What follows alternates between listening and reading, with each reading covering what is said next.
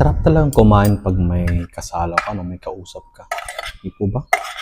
So, sino po ba yung kausap ko? Siyempre, matagal kong sinabi, kayo po yung aking mga kausap. Opo, so masarap po talaga tong ulam nila. Ano po? Napakasimple. Kabuting may hipon, na may karne, siya may pusit. Maliit na pusit. Opo. Tapos ng ating ulam. Tuloy po.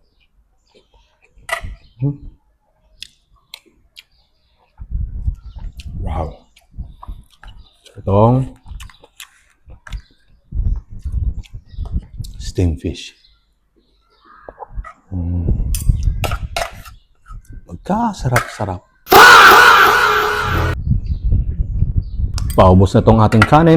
So, alam niyo ng sunod yan, papak mode tayo. So, ganun pa rin ang the way natin ng pagkain. Ulam.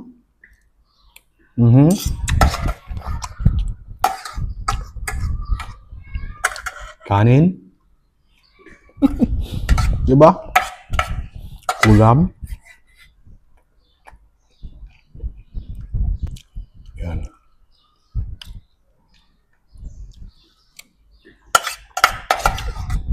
Kanin. Yan na.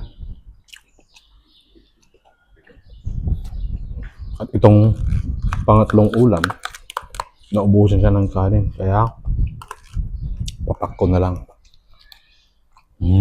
Diba? May konti pang kanin. Ayan. Diba? Operation papak na lang. Dami pa nito. Kabuti, sarap. Diba? Sarap tong kabuti.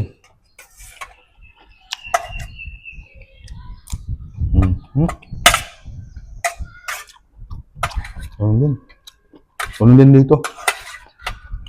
Diba?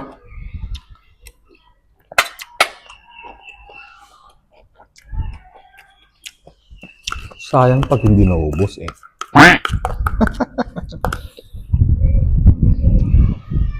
Yun lamang po ang ating munting kwentuhan. So, ubusin ko lamang to. Mamaya, trabaho na naman po.